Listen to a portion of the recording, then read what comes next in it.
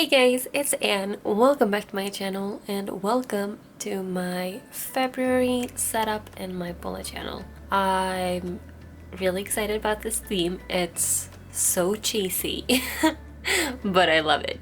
I decided to go with a Valentine's Day kind of balloon theme, which is kind of different from anything I've done before. I decided to use the same font for all the headers as I did for my 2020 setup, and this font is called Vogue and you can find it on thefont.com. It's basically like a pretty standard classic looking kind of serif font.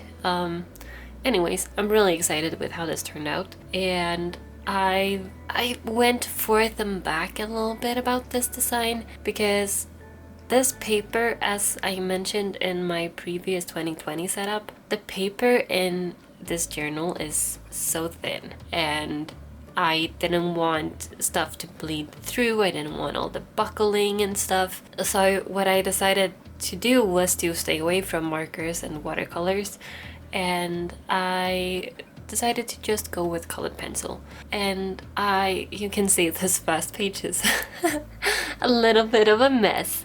It's trial and error. I've again never done something like this before, and I'm not really used to working with colored pencils like this. You can see that I started out with a black colored pencil to do all the outlines, and then I decided to just go in with an eraser and, erase everything. After this, I just go over everything with a variety of different pink and red markers, not markers, pencils. I go over it with a wide variety of different shades of pink.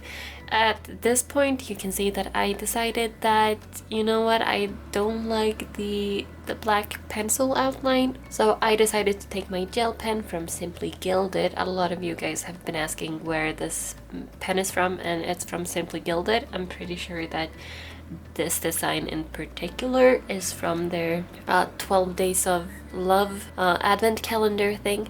So if you want this particular one, I'm not sure if they have any of those boxes left, but I don't think you can buy it separately, unfortunately. I'm sorry. Anyways, I also decided to do all of these little dots in different colors just all around, kind of like sprinkles or confetti or something up those lines. And I'm actually ultimately really excited with how this turned out. I almost gave up a few times. I actually got the tip from some of you guys in my last video that if I like thicker paper, that maybe I should try Archer and Olive journals. And I actually ordered some and I'm absolutely in love with it. And part of me just wants to switch over and do the rest of the year in that journal, but at the same time, I did all my yearly setups in this journal, and I feel like I don't want to waste those pages, if that makes any sense. So I don't know, guys. What should I do? Please, please help me out, because I guess I could just use the journal I'm using now for just like to-do lists and like jotting down stuff, and then do like a proper bullet journal in my Archer and Olive one. I don't know, guys. Help me out. Anyways, I've been struggling with this a lot because I love this journal, but I hate the paper. I despise the paper in this journal, and I feel like maybe that is keeping me from using it as much as I probably would or could. So yeah, not sure what to do. I'm still contemplating. Maybe I should just move everything over into the Archer and Olive. Let me know what you guys think. And anyways, talking about this spread, I have a standard calendar layout and I am using this adorable washi tape. I'm not sure where the heart one is from. I think it might be off of Wish. And the little bows with the gold washi is definitely from Simply Gilded. By the way, the colored pencils that I'm using is the Arteza colored pencils, the expert colored pencils?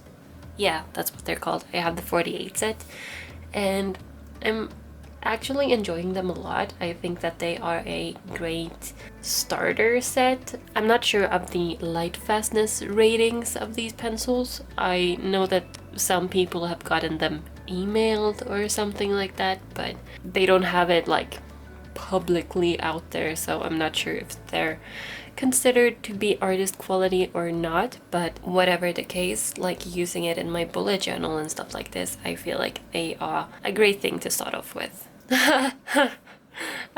As I was writing in the numbers here, I realized that I messed up and that I started the month on a Friday instead of a Saturday. So basically all of the numbers were wrong. Luckily, I had this sticky sheet from Erin Condren where they included these small little date covers or dots with the dates on them.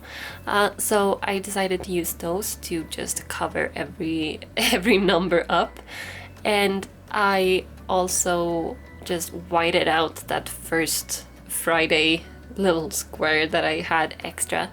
And ultimately, it's looking a little bit too cluttered for my taste, but you know, it's I feel like I did the best thing I could have done in that situation without having to redo the whole entire thing. The next spread that I'm setting up is a this month's spread. This is where I put if I want to track any habits, or I have a monthly to-do list. I have different things that I want to jot down. I usually have like waiting on list for my subscriptions and stuff like that.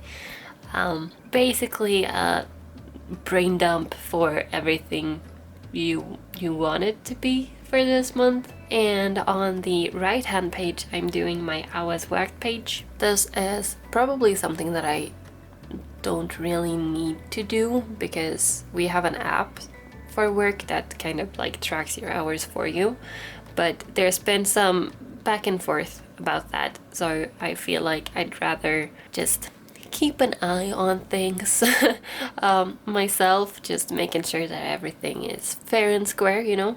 So basically I have one section for the date, one section for what time I'm working, one section for the amount of hours that day is, and then I have a section for notes. So, you know, if I was sick or if they shouldn't charge me for food that day or stuff like that. I work in a restaurant, by the way. So usually the food is taken, like my lunch and stuff is taken out of my salary. So if there's any special thing where they shouldn't do that, I usually put it in notes just so that I can keep track of, you know, everything that I need to be keeping track of. I can also put in like if I'm sick or, you know, field trips or whatever like that ever happens. Anyways, next up is my expense tracker. This tracker has been looking the same since I started bullet journaling, and it's simply because it works for me. And I, you know, if it ain't broken, why fix it? I'm really happy with this spread. It's something that's been working for me, which is also the reason why I haven't changed it. I have one kind of column for each day, and then I have one section for income, one section for entertainment. I have health, miscellaneous, transportation, debt, household, and savings. And then I basically just put in the total amount that I spend on each of these things every day.